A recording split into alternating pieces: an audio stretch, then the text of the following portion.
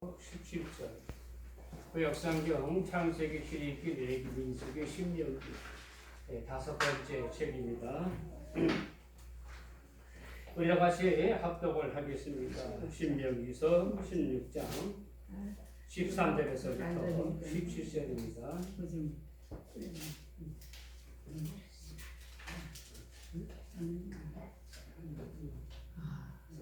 신명기 16장 13절에서 17절과 같이 있습니다. 시작. 너희 타작마당과 포도주들에 손줄을 꽂아 일일에 길이 동안 초막제를 지킬 것이요 절기를 지킬 때는 너와 내 자녀와 노비와 내 성중에 거하는 너희 인과 객과 고아와 가부가 함께 즐거워하되 나 하나님 여호와께서 택하신 곳에서 너는 2일 동안 내 하나님 여호와께서 절기를 지키고 내 하나님 여호와께서 내 모든 소출과 내 손을 향한 모든 일에 복 주실 것이니 나는 온전히 즐거워할지니라. 너희 가운데 모든 남자는 1년에 3번 곧 무교절과 칠칠절과 초막절에 내 하나님 여호와께서 택하신 곳에서 여호와를 배웁되 빈손으로 여호와를 배웁지 말고 각 사람이 내 하나님 여호와께서 주신 복을 따라 그 힘대로 드릴지니라. 아멘. 아멘. 오늘은 작년, 꼭 1년 전이죠. 1년 전에 추수감사절을 드리니 1년이 지난 오늘 추수감사를 드립니다.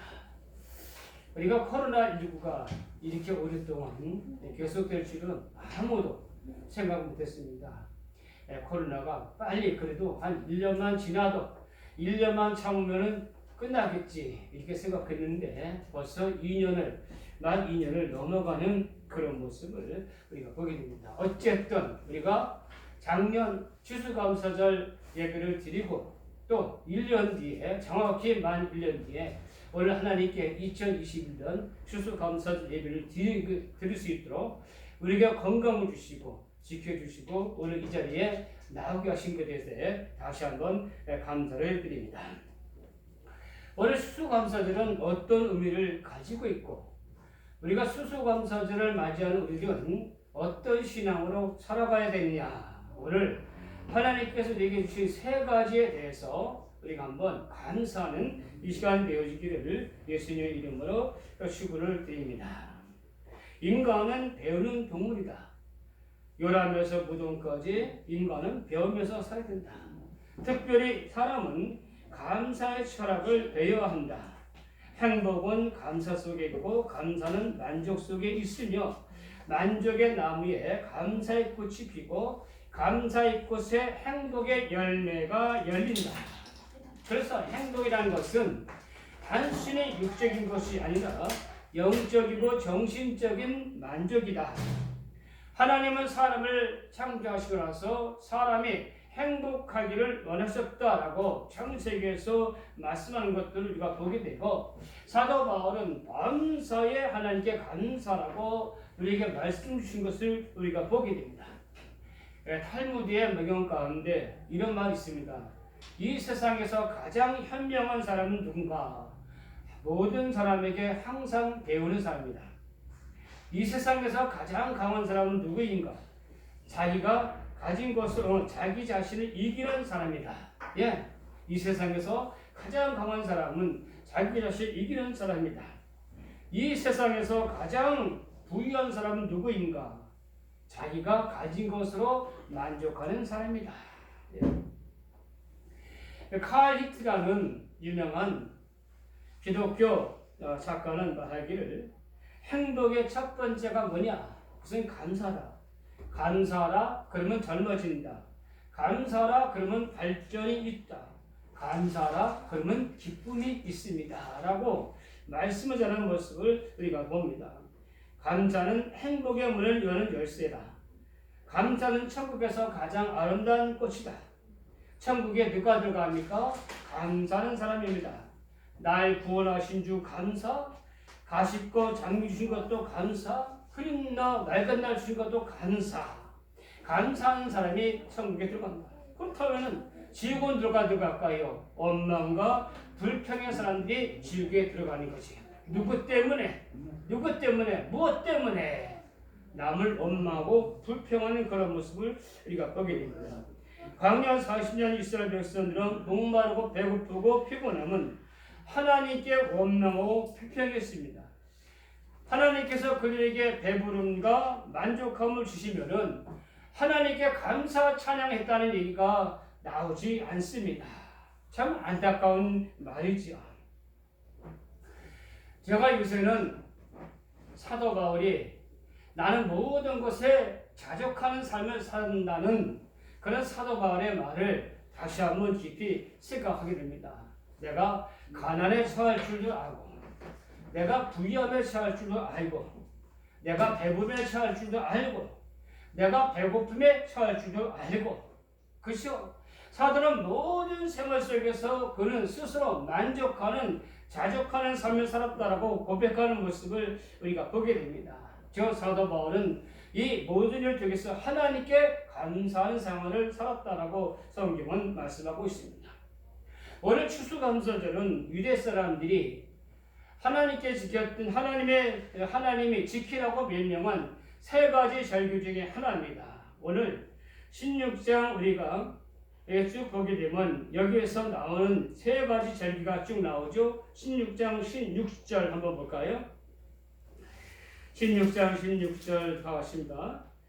너희 가운데 모든 남자는 1년에 3번 곧 무교절과 칠칠절과 초막절에 내 하나님 여호와께서 택하신 곳에서 유월을 배웁되. 할렐루야.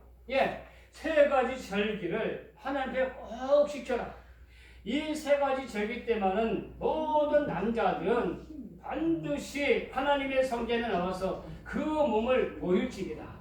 그 몸을 보이되 빈손으로 나오지 말고 하나님께 마음을 다해 법대로 예물을 드릴지니라. 이렇게 말씀하는 모습을 우리가 보게 됩니다. 이 세 가지 절기가 뭡니까? 무교절이다. 오늘 유월절입니다. 애굽에서 하나님이 구원하신 것에 감사하는 것입니다. 77절 맥주 감사절입니다. 첫 수확, 밀수확에 대한 감사입니다. 오늘 초막절, 장막절 또는 수장절 이렇게 부르는 모습을 우리가 보게 됩니다.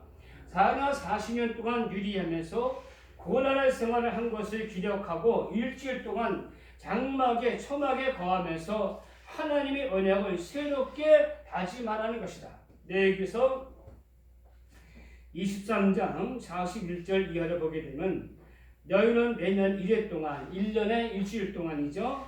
여호와께 이 절기를 지키니 너희 대대의 영원한 규례라. 너희는 7째 달에 이를 지킬지니라. 너희는 1회 동안 초막에 거주하되 이스라엘에서 난 자는 다 초막에 거주할지니 이는 내가 이스라엘을 애굽 땅에서 인도하여 이들 때 초막에 거주하게 한 줄을 너희 대대로 알게 함이니라. 나는 너희 하나님 여호와니라. 그렇다면 오늘 추수감사절, 오늘 수장절 또는 초막절이라고 부르고 있는데 이 초막절, 수장절, 추수감사절은 어떤 의미를 가지고 있습니까? 첫째, 하나님을 기억하라는 것입니다. 광야 40년 동안 하나님은 이스라엘의 모든 생활에 관여했습니다. 애굽에 살 때는 풍성한 나일강이 흐르고 있어가지고 봄에 씨 뿌리고 가을에 추수를 거두어서 그것을 창고에 저장해서 마음껏 먹고 마시면서 1년을 버텨냈습니다. 그러나 이스라엘 백성들이 하나님의 인도를 받아서 광야로 나왔습니다. 광야에는 음식점도 없습니다. 광야는 가게도 없습니다. 광야는 물도 없습니다. 예, 광야는 포근한 집도 없습니다. 빛과 눈을 마저 막아줄 그런 집이 아닙니다. 한마디로 광야에서 생활은 천막을 치고 매일매일 40년 동안 이곳저곳으로 옮겨 다니는 그런 생활입니다. 그 생활 동안 하나님께서 이스라엘 백성들에게 고기를 주어 먹게 하시고 만나를 양식으로 삼게 하시고 광야에서 오아시스와 반석의 생수를 그들에게 먹으셨습니다. 이 40년 동안 하나님께서는 오직 하나님 말씀으로 하나님 능력으로 이스라엘 백성들을 먹이고 입히신다는 것을 실제적인 체험 속에 실제적인 생활 속에서 하나님이 우리와 함께 하신 것을 보였다는 것입니다. 예수님께서 우리에게 일용할 양식을 주옵시라고 기도했습니다. 그런데 정확히 원문에 보게 되면 그건 하루의 양식이 아니라 오늘과 내일의 양식을 주옵소서라는 우리가 헬라어 원문을 찾아볼 수가 있습니다. 하나님께서 오늘도 양식을 주시지만은 내일도 양식을 주실 줄로 믿고 하나님이 매일매일의 삶 속에서 우리와 함께 하심을 생각하라, 기억하라는 그런 말씀을 우리가 보게 됩니다. 하나님께서 이스라엘 백성들에게 1년에 일주일씩 이 초막절, 수장절, 이 수장이라는 의미가 거들수, 거들수, 장은 저장한다는 얘기죠. 걷어서 저장한다. 그런 뜻을 가지고 있습니다. 우리가 처음 신앙생활 할 때는 하나님이 모든 일에 관여하시는 것을 당연하게 기쁘게 여기지만은 오랜 시간이 지나면서 스스로 독립하면서 하나님의 간섭을 받기를 싫어하는 모습을 우리가 보게 됩니다. 하나님이 우리들의 삶에 간섭할 때 거기에 감사가 있는 것입니다. 나귀가 간섭하면 망하게 되고 도적이 간섭은 손해가 납니다. 하나님의 간섭은 생명이고 은혜입니다. 아마 여러분들 보이시피싱이라는 그 사건을 우리가 잘 알 것입니다. 1년에 보이시피싱은 일소 수백억, 수천억의 손해를 나라에서 보고 개인적인 피해를 보고 있습니다. 지난번에 신문에 보니까 어떤 청년이 그 보이시피싱 중간책의 역할을 하다가 그는 잡혀서 그는 일생을 범죄자의 낙인이 찍혀지고 말았습니다. 신문은 그 청년에 대한 변호로 도배를 하고 있었습니다. 그러나 댓글에는 이렇게 달렸습니다. 청년이 그렇게 쉬운 일을 하면서 많은 걸 받는 것을 왜 한 번도 의심하지 않았느냐. 그렇다면 그도 공범인 것이 분명한 것이 아니냐. 어쨌든 억울하게 보이스피스에 걸려서 수없이 많은 재산 싸움의 손해를 보는 사람들을 우리가 1년에도 우리 주변에 수만 명의 사람들이 있는 것을 보게 됩니다. 그런데 사랑하는 여러분들, 우리가 지혜로워서 보이스피싱에 안 걸립니까? 우리가 잘나서 우리가 누구보다도 뛰어나서 그런 억울한 일에 관여가 되지 않았습니까? 아닙니다. 하나님이 우리를 지켜주셨기 때문에 그 모든 계략에 넘어가지 않도록 하나님께서 지켜주셨기 때문에 오늘 우리가 이 자리에 이렇게 만족하고 감사함으로 하나님께 예배를 드릴 수 있겠는 줄로 믿습니다. 하나님의 간섭을 환영하고 감사해야 됩니다. 우리가 예수 믿을 때 그 조건 하나만으로도 하나님은 우리의 삶에 간섭하시고 구원하여 주시고 축복해 주십니다. 그런데 부모님들이 우리 자녀에게 잔소리하고 꾸짖는 것이 무엇 때문에 있습니까? 딱 한 가지입니다. 내가 그 자녀를 내 생명으로 낳았기 때문에 그렇습니다. 하나님도 마찬가지입니다. 예수 그리스도를 통하여 우리를 구원하셨기 때문에 그 이유 한 가지만으로 하나님은 우리의 생활에 관여하시고 감사해 주십니다. 애굽에서의 노예 생활에서 건지신 하나님의 은혜를 잊지 말아야 됩니다. 우리를 사단의 속박에서 구원하신 은혜를 기억하며 감사하며 살아야 됩니다. 광야에서의 고생을 잊지 말아야 됩니다. 그 천막의 고난의 행골 생활 속에서 하나님이 함께 하심을 기억해야 됩니다. 우리가 이전에 이 세상에서 나그네 임을 잊지 말아야 됩니다. 우리가 이 세상에 살아도 돌아갈 분양 하나님 나라가 있음을 기억하고 살려는 것입니다. 여러분들, 감사는 무엇입니까? 하나님 행하신 일을 기억하라는 것입니다. 기쁠 때나 슬플